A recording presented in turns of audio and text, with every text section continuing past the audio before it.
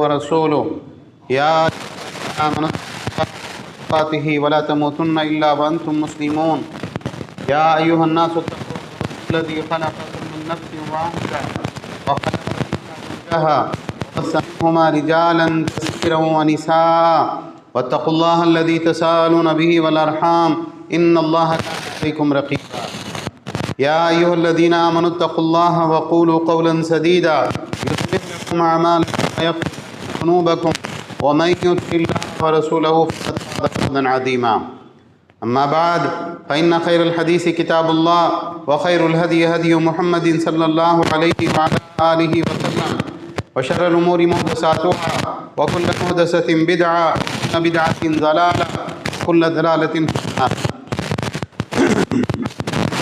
قال سبحانه وتعالى أعوذ بالله من الشيطان الرجيم بسم الله الرحمن الرحيم سبحان الذي أسرى بعبده ليلا من المسجد الحرام إلى المسجد الأقصى الذي باركنا حوله لنريه من آياتنا إنه هو السميع البصير. محترم حضرات، تمام تعریفیں، ہر طرح کی بڑائی، کبریائی، پاکیزگی اللہ رب العالمین احکم الحاکمین کے لیے لائق و دیبا ہے، جو سارے جہانوں کا بنانے والا اور پالنے والا ہے. اور بے شمار درود و سلام کا نزول ہو تمام انبیاء کرام پر، بالخصوص آخری نبی اور رسول رحمۃ للعالمین جناب محمد الرسول اللہ صلی اللہ علیہ وسلم پر.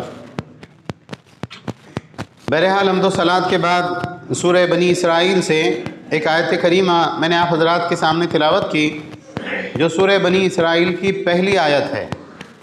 اس آیت کریمہ میں اللہ رب العالمین نے فرمایا کہ پاک ہے وہ ذات جو اپنے بندے کو رات کے تھوڑے وقت میں مسجد حرام سے مسجد اقصیٰ تک لے گیا، جس کے اطراف میں ہم نے برکت دے رکھی ہے تاکہ انہیں اپنی قدرت کی بعض نمونے دکھائیں. یقیناً وہ خوب سننے والا اور دیکھنے والا ہے.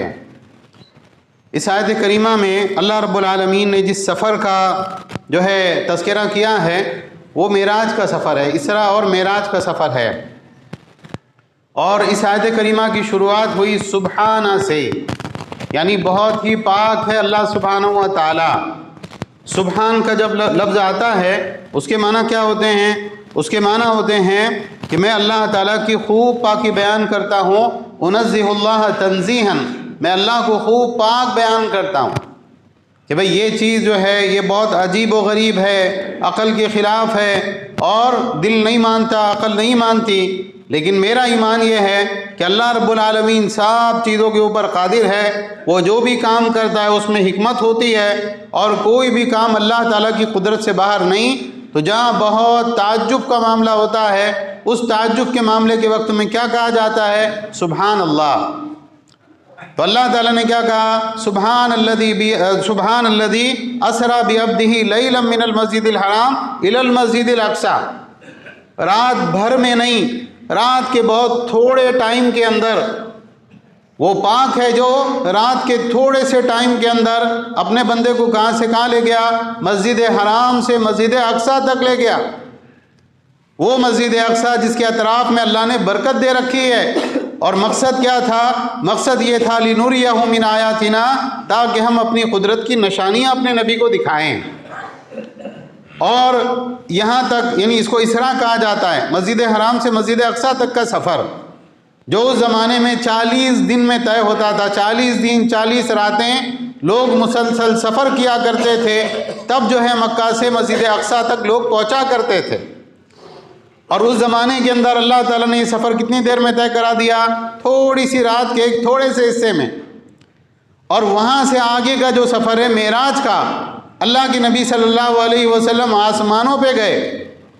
پہلے آسمان پہ، وہاں سے دوسرے پہ، وہاں سے تیسرے پہ، وہاں سے سدرۃ المنتہا، اور سدرۃ المنتہا سے اوپر کی جو دنیا ہیں، اور جنت کو دیکھا، جہنم کو دیکھا، انبیاء سے ملاقات کی، اللہ کی مہمانی کا لطف اٹھایا، اللہ سبحانہ و تعالیٰ سے بات کی، اور وہی کے اندر جو ہے اللہ کے نبی کو بہت سے احکامات دیے گئے.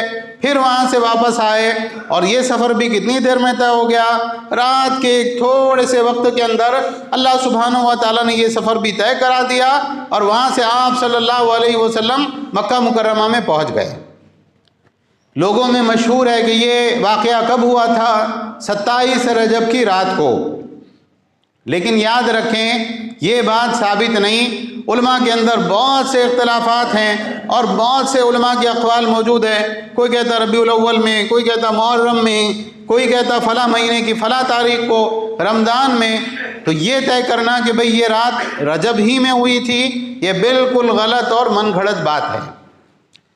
دوسرے یہ کہ اس رات کو جاگ کر عبادت کرنا، شب معراج ہے، آج تو جاگیں گے، آج تو عبادت کریں گے، بڑی عظیم رات ہے، یہ اللہ کے نبی صلی اللہ علیہ وسلم سے نہ اس رات کا جاگنا ثابت ہے اور نہ ہی جو ہے اگلے دن روزہ رکھنا ثابت ہے۔ پھر یہ کیا ہے؟ اس رات کو جاگنا اور اگلے دن روزے سے رہنا، یہ بدترین بدعات میں سے ایک بدعت ہے۔ ایاکم ومحدثات الامور فإن کل محدثۃ بدعہ، دین میں نئے نئے کاموں سے بچو، اس لیے کہ ہر نیا کام بدعت ہے اور ہر بدعت گمراہی ہے اور ہر گمراہی جہنم میں لے جانے والی ہے۔ نبوت کے 10ویں سال میں اللہ کے نبی صلی اللہ علیہ وسلم کو معراج ہوئی تھی۔ جب آپ مکہ مکرمہ میں تھے، آپ نے وہاں سے ہجرت نہیں کی تھی۔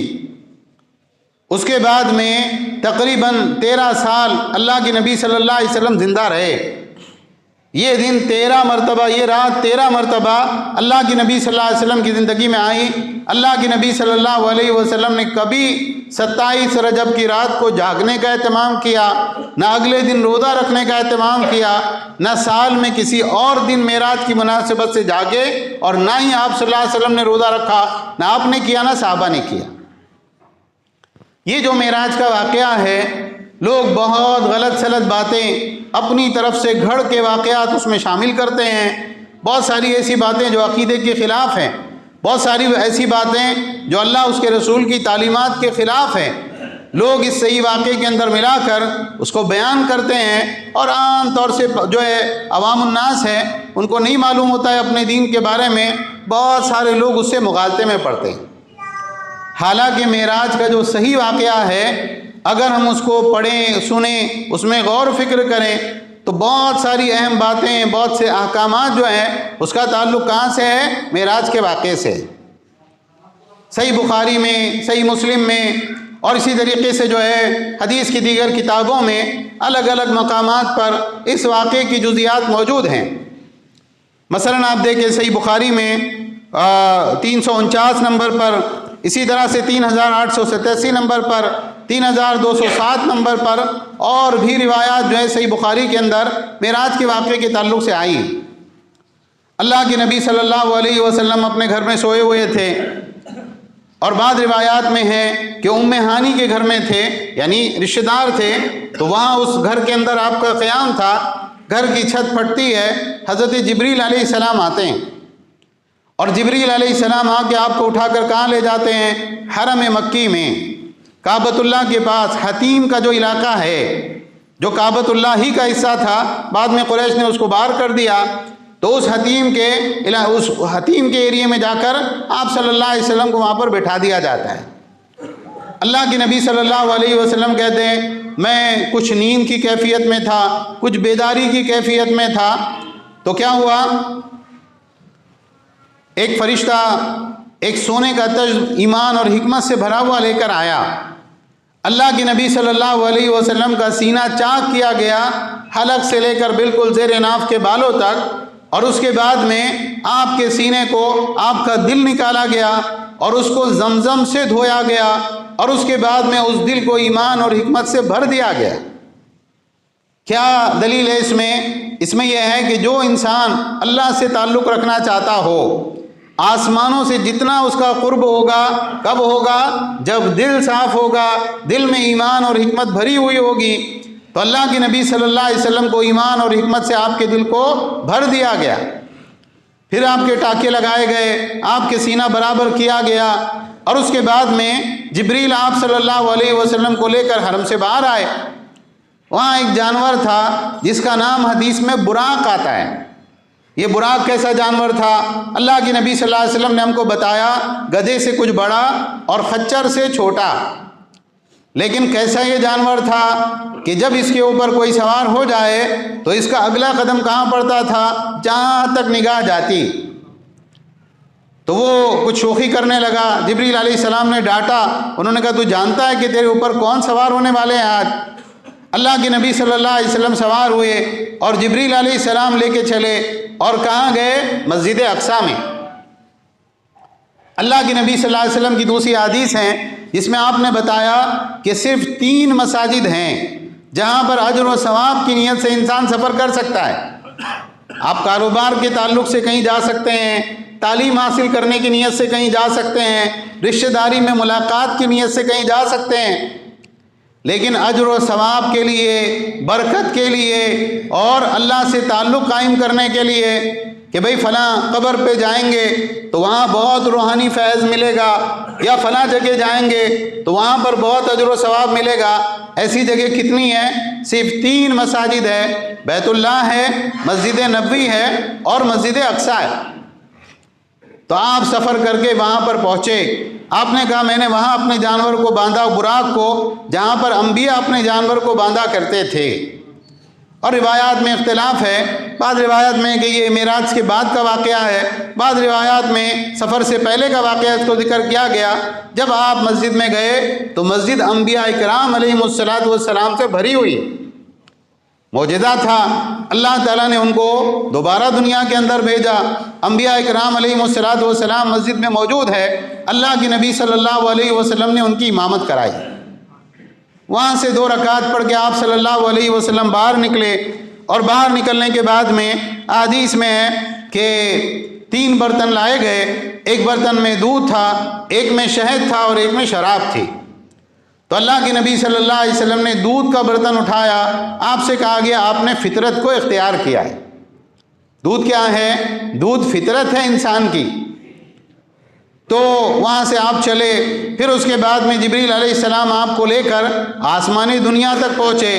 پہلا آسمان جو ہم کو نظر آتا ہے، بعض روایت میں کہ جبریل علیہ السلام کے ساتھ آپ گئے، بعض روایت میں کہ ایک نور کی سیڑھی نصب کی گئی، اور وہاں سے اللہ کے نبی صلی اللہ علیہ وسلم آسمان کے اوپر پہنچے۔ دروازہ کھٹکھٹایا گیا، تو دروازہ کھٹکھٹانے کے بعد میں جو آسمانوں کا چوکیدار ہے، جو فرشتہ وہاں پر متعین ہے، اس نے کہا من؟ کون؟ تو حضرت جبریل علیہ السلام نے کہا جبریل۔ تو کہا آپ کے ساتھ کون ہے؟ کہا محمد صلی اللہ علیہ وسلم ہے۔ کہا کیا ان کو بلایا گیا ہے؟ کہا ہاں، ان کو اللہ تعالیٰ کی طرف سے بلایا گیا ہے۔ اس کے بعد میں اس نے دروازہ کھولا اور آپ کو مرحبا اور خوش آمدید کہا۔ جو قصے بیان کرنے والے واعظ ہوتے ہیں، کہانیاں گھڑنے والے، وہ آپ کو کیا سنائیں گے کہ جنت سجی ہوئی تھی، فرشتے خوشیاں منا رہے تھے اور حوریں ایسا کر رہی تھی اور آسمانوں پر چہل پہل تھی۔ یہاں پر کیا کہا جا رہا؟ وہ اللہ کی سلطنت ہے، بڑے سے بڑی شخصیت بھی ہو تو کیا ان کو اجازت ہے اللہ کی طرف سے آنے کی؟ کہاں ان کو اللہ کی طرف سے بلایا گیا ہے، اس کے بعد ہی دروازہ وہاں کا کھلتا ہے۔ اللہ کے نبی صلی اللہ علیہ وسلم پہلے آسمان پہ پہنچتے ہیں، وہاں پر کس سے ملاقات ہوتی ہے؟ سیدنا آدم علیہ السلام، انسانوں کے جد امجد وہاں پر موجود ہے۔ آپ کا تعارف کرایا گیا، یہ محمد صلی اللہ علیہ وسلم میں آپ کی اولاد میں سے۔ انہوں نے کہا مرحبا بالنبی الصالح و ابن الصالح، اچھے بیٹے اور اچھے نبی کو مرحبا ہے، خوش آمدید ہے۔ آپ ان کے پاس بیٹھے، ان سے بات چیت کی۔ آپ نے دیکھا کہ دائیں طرف کچھ سائے سے ہیں اور بائیں طرف بھی کچھ سائے سے۔ جب وہ دائیں طرف دیکھتے ہیں تو خوش ہو جاتے ہیں، مسکراتے ہیں، اور جب بائیں طرف دیکھتے ہیں تو غمگین ہو جاتے ہیں اور بالکل جو ہے یعنی دل ان کا غم سے بھر جاتا ہے۔ تو آپ نے کہا یہ کون ہے؟ آپ سے کہا گیا کہ دائیں طرف جو ہے وہ جنتی لوگوں کی روحیں ہیں اور بائیں طرف جو ہے وہ جہنمی لوگوں کی روحیں ہیں۔ تو آدم علیہ السلام جب اپنی اولاد میں سے جنتی لوگوں کو دیکھتے ہیں تو خوش ہوتے ہیں، اور جب جہنمی لوگوں کو دیکھتے ہیں تو آدم علیہ السلام غم زدہ ہوتے ہیں، رونے لگتے ہیں۔ انسان یہ سوچے کہ اللہ کے نبی صلی اللہ علیہ وسلم نے جن روحوں کو دیکھا، کہیں ان میں ہماری روح بھی تو نہیں، اور ان روحوں کے اندر ہماری روح کون سی صف میں تھی، جنتی تھی یا جہنمی لوگوں کی صف میں تھی، ہم کو کیا معلوم ہے؟ اللہ سے دعا کرنا چاہیے۔ حضرت عمر رضی اللہ تعالیٰ عنہ کہا کرتے تھے کہ اللہ اگر آپ نے مجھ کو شقی اور بدبخت لکھ رکھا ہے تقدیر کی کتاب میں، تو اللہ اس کو مٹا کے مجھ کو سعید کر دیجئے، خوش قسمت کر دیجئے۔ آپ کے ہاتھ میں ام الکتاب ہے، آپ جو چاہتے ہیں مٹاتے ہیں، جو چاہتے ہیں باقی رکھتے ہیں۔ وہاں سے آپ صلی اللہ علیہ وسلم چلے، دوسرے آسمان پہ پہنچے، وہاں پر سیدنا عیسیٰ علیہ السلام اور یحییٰ علیہ السلام سے ملاقات ہوئی۔ دونوں خالہ زاد بھائی ہیں، دونوں نے بہت خوش دلی سے آپ کا استقبال کیا، آپ نے ان سے بات چیت کی۔ پھر تیسرے آسمان کے اوپر پہنچے تو وہاں پر حضرت یوسف علیہ السلام تھے۔ اللہ کے نبی صلی اللہ علیہ وسلم نے ان سے ملاقات کی اور آپ نے صحابہ کو بتایا، فَإِذَا هُوَ قَدْ أُوتِيَ شَطْرُ الْحُسْنِ، ایسا لگتا ہے کہ اللہ نے آدھا حسن انہی کو دے دیا، اتنے حسین و جمیل اور خوبصورت وہ تھے۔ پھر اس کے بعد آپ صلی اللہ علیہ وسلم چوتھے آسمان پہ پہنچے، وہاں پر حضرت ادریس علیہ السلام سے ملاقات ہوئی۔ وہاں سے جو ہے چھٹے آسمان کے اوپر آپ پہنچے، پانچویں آسمان پر، تو وہاں پر حضرت ہارون علیہ السلام سے ملاقات ہوئی۔ پھر ان سے ملاقات کرنے کے بعد میں جب چھٹے آسمان پر پہنچے، وہاں کون موجود تھے؟ سیدنا موسیٰ علیہ السلام، کیونکہ یہ سارے نبی کون ہیں؟ سب نبی ہمارے ہی نبی۔ حضرت موسیٰ علیہ السلام نے ملاقات کی اور رونے لگے۔ کہا کہ آپ سے کیوں آپ رو رہے ہیں؟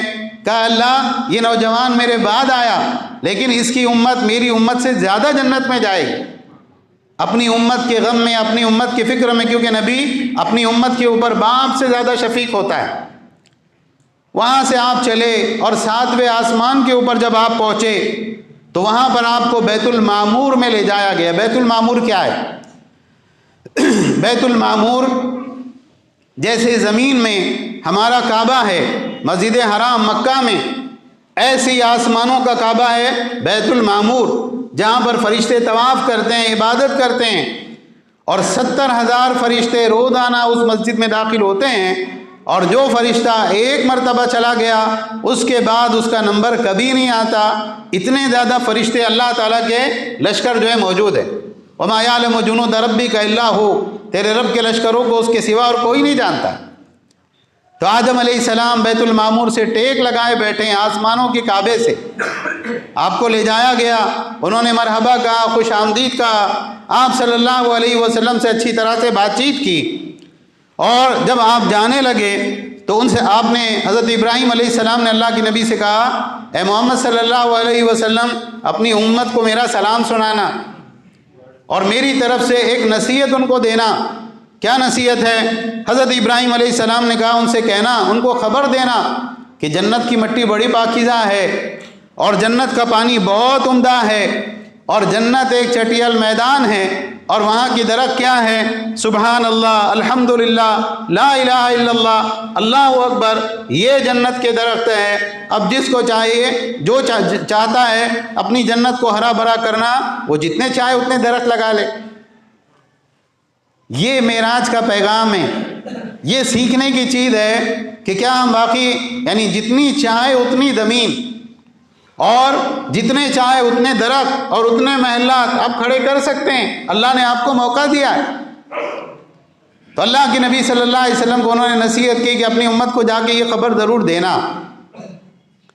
یہ جو مختلف انبیاء کرام علیہ السلام سے ملایا گیا اور آسمانوں کی جو سیر کرائی گئی، اہل علم کہتے ہیں اس کے پیچھے حکمت کیا تھی اللہ تعالیٰ کی۔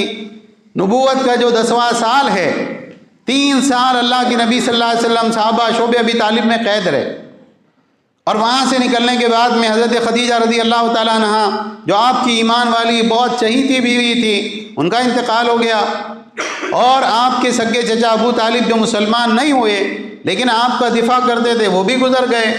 طائف کا سفر آپ نے کیا تو طائف کے سفر کے اندر لوگوں کی طرف سے بڑی تکلیف آپ کو برداشت کرنی پڑی، تو اللہ سبحانہ و تعالیٰ نے آپ کا دل مضبوطی کے ساتھ جم جائے، جو غم اور صدمہ ہے وہ نکل جائے، اور آپ بالکل مضبوطی کے ساتھ اپنے مشن کے اوپر قائم رہے۔ اس اعتبار سے اللہ کے نبی صلی اللہ علیہ وسلم کو آسمانوں کی سیر کرائی گئی اور انبیاء کرام علیہ السلام سے ملایا گیا۔ نیک لوگوں سے ملنا، اللہ کے نیک بندوں سے، کیونکہ نبیوں کا زمانہ تو ختم ہو گیا، اب نبی تو کوئی نہیں آئے گا، لیکن انبیاء کے وارث ہوتے ہیں علماء کرام، اللہ کے نیک بندے۔ آدمی ان سے جا کے ملے، ان کی صحبت میں بیٹھے اور ان کے ساتھ تعلق قائم کرے تو کیا ہوتا ہے؟ اس کی وجہ سے انسان کا اپنے دین پر جمنا اور اللہ کی توحید پر اور دعوت پر استقامت اختیار کرنا، یہ انسان کے لیے آسان ہو جاتا ہے۔ بہرحال اللہ کے نبی صلی اللہ علیہ وسلم وہاں سے چلے تو آپ صلی اللہ علیہ وسلم کو جنت کی سیر بھی کرائی گئی. آپ نے جنت کو بھی دیکھا اور جنت کے بارے میں آپ نے کہا کہ میں نے دیکھا کہ وہاں پر نہریں ہیں اور نہروں کے گرد موتیوں کے کبے ہیں. اور آپ نے نہر میں ہاتھ ڈال کے دیکھا تو آپ نے کہا اس کی مٹی زعفران ہے. آپ سے کہا کہ جانتے ہیں یہ کون سی نہر ہے؟ کہا یہ کوثر ہے جو اللہ تعالیٰ نے آپ کو عطا کی. اور آپ صلی اللہ علیہ وسلم کو جہنم کا نظارہ بھی کرایا گیا، جہنم کی سیر بھی آپ نے کی. تو جہنم کے اندر بہت سارے لوگوں کو عذاب ہوتے ہوئے بھی آپ نے دیکھا. اللہ کی پناہ، اگر ایک انسان جو ہے غور کرے جو اللہ کے عذابات ہے اور جو تکلیفیں ہیں، اگر ایک انسان گناہ سے ملنے والی تکلیف اور عذاب کے بارے میں دیکھے وہ کبھی بھی گناہ کی طرف نہیں جائے گا. اللہ کے نبی صلی اللہ علیہ وسلم نے بعض لوگوں کو دیکھا کہ جن کے پیٹ بہت بڑے بڑے، بالکل ایک گھر کمرے جیسے پیٹ، اور اس کے اندر باقاعدہ سانپ گھومتے ہوئے نظر آ رہے ہیں. تو آپ صلی اللہ علیہ وسلم نے پوچھا یہ کون ہے؟ کہا یہ آپ کی امت کے سود خور ہیں. جو سود کھاتے ہیں ان کے ساتھ کیا معاملہ ہوگا؟ اس طرح سے ان کو عذاب دیا جائے گا. بعض لوگوں کو آپ نے دیکھا کہ عمدہ پکا ہوا کھانا، بہترین گوشت لذیذ ان کے سامنے موجود ہے، تازہ اچھا، لیکن وہ اس کھانے کو چھوڑ کر کس طرف جا رہے ہیں؟ ایک دم گندا سڑا بدبودار گوشت رکھا ہوا ہے، وہ اس کے اوپر ٹوٹے ہوئے اس کو کھا رہے ہیں. کہا گیا یہ کون ہے؟ کہا یہ آپ کی امت کے وہ شادی شدہ لوگ ہیں جو ادھر ادھر منہ مارا کرتے تھے. حلال طریقہ اللہ تعالیٰ نے ان کو دیا تھا لیکن وہ پھر بھی کدھر متوجہ ہوتے رہے؟ حرام کی طرف متوجہ ہوتے رہے. یہ عذاب ان کو دیا جاتا رہے گا. بعض لوگوں کو اللہ کے نبی صلی اللہ علیہ وسلم نے دیکھا کہ اللہ تعالیٰ نے بالکل تانبے کے ناخن ان کو دیے اور وہ اس سے مسلسل اپنا چہرہ اور اپنے سینے کو چھیل رہے ہیں. تو اللہ کے نبی صلی اللہ علیہ وسلم نے پوچھا یہ کون ہے؟ کہ آپ کی امت کے یہ لوگ ہیں جو لوگوں کا گوشت کھایا کرتے تھے اور ان کی عزتوں سے کھیلا کرتے تھے، یعنی غیبت کرنے والے، لوگوں پر الزام اور بہتان لگانے والے. یہ عذاب ان کو ہوتا رہے گا. اسی طرح سے اللہ کے نبی صلی اللہ علیہ وسلم نے دیکھا کہ بعض ایسے لوگ ہیں کہ لوہے کی قینچی گرم کر کے اس کو آگ میں گرم کر کے اس سے ان کے ہونٹ اور ان کا چہرہ کاٹا جا رہا ہے. تو آپ نے پوچھا یہ کون ہے؟ کہ یہ آپ کی امت کے لوگ جو لوگوں میں تقریر کرتے تھے، خطبہ دیتے تھے، لوگوں کو اچھی اچھی باتیں بتاتے تھے، خود اس کے اوپر عمل نہیں کرتے تھے.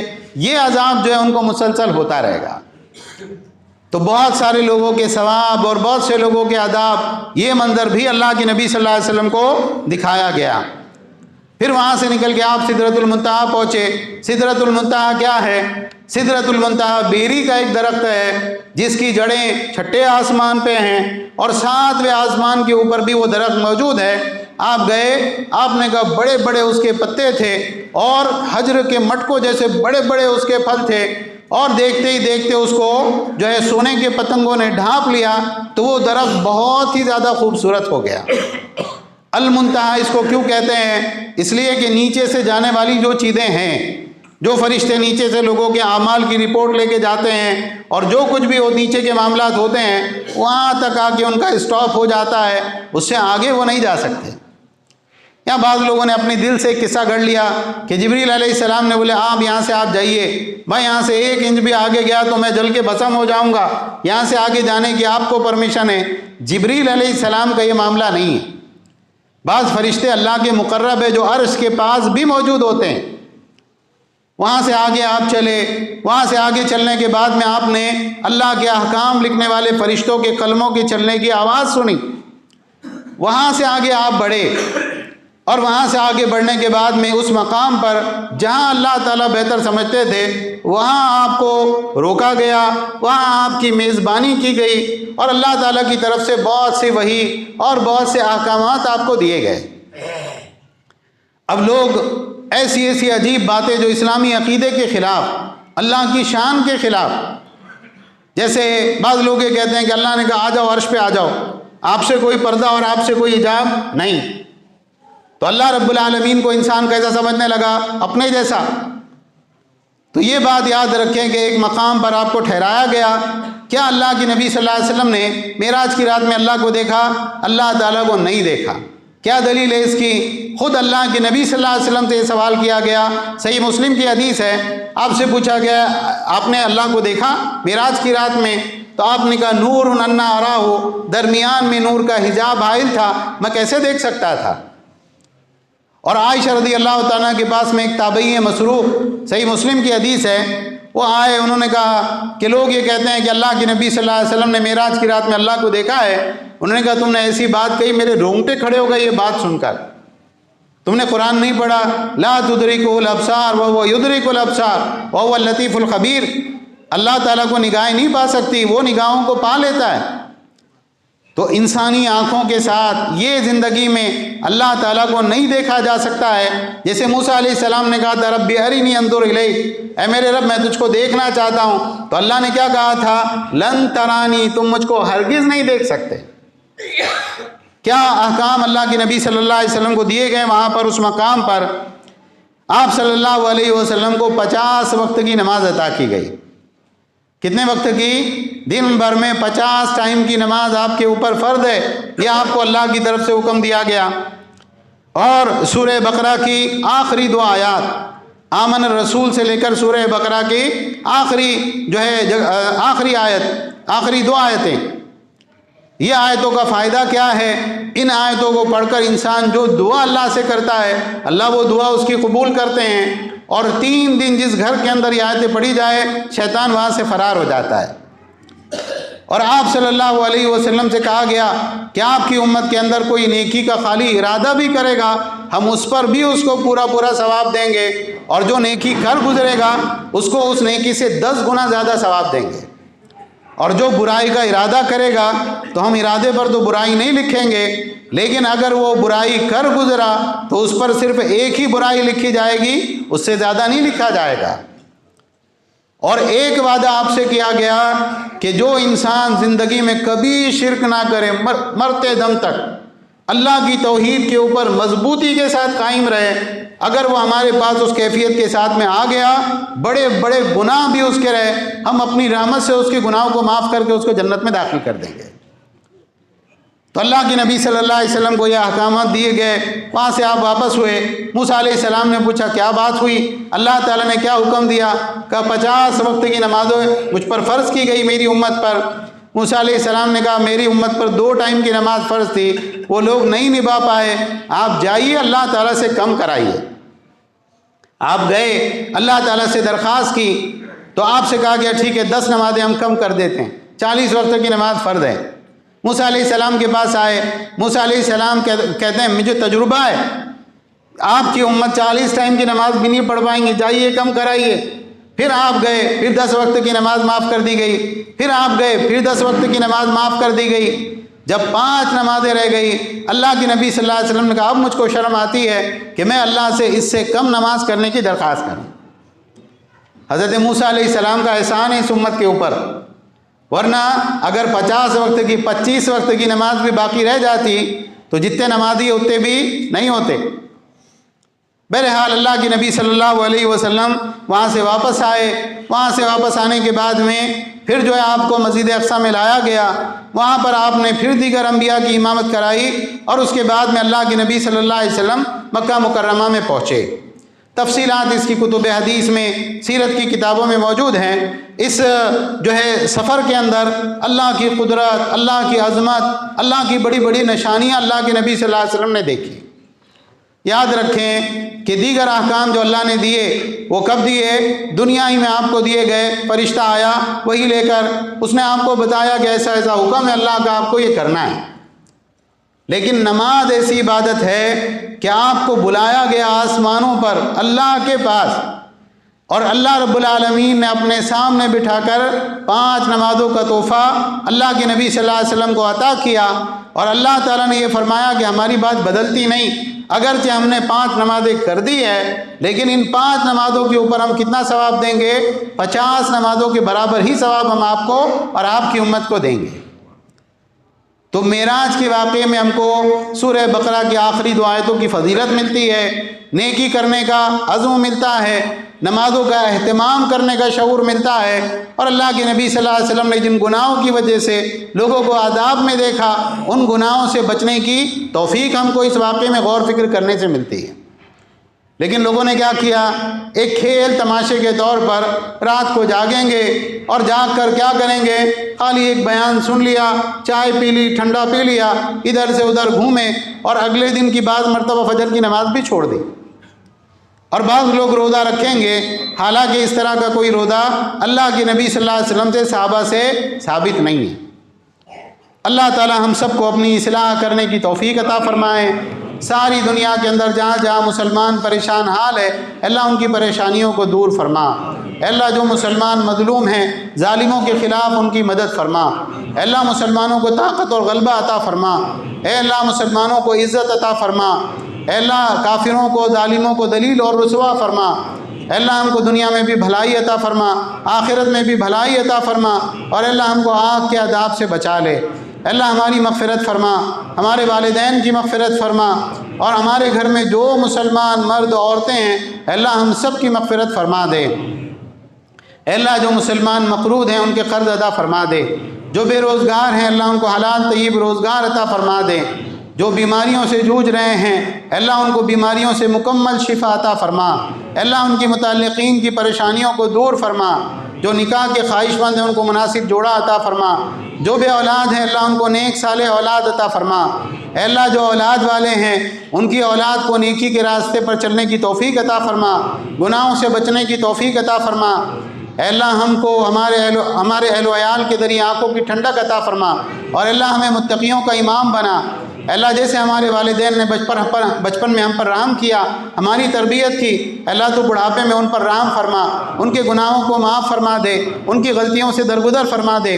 اے اللہ حرمین شریفین کی زیارت نصیب فرما، حج اور عمرے کی سعادت نصیب فرما، 5 وقتہ نمازوں کی پابندی کی توفیق عطا فرما۔ اے اللہ رمضان کے روزے مکمل رکھنے کی توفیق عطا فرما۔ اے اللہ توحید اور سنت پر زندگی گزارنے کی توفیق عطا فرما، شرک اور بدعات سے ہم کو بھی بچا لے اور ہماری اولاد کو بھی بچا لے۔ اے اللہ جب تک زندہ رکھ، اسلام اور ایمان پر زندہ رکھ، اور اسلام اور ایمان ہی کی حالت میں ہم کو وفات عطا فرما۔ آمین وآخر دعوانا ان الحمد للہ رب العالمین۔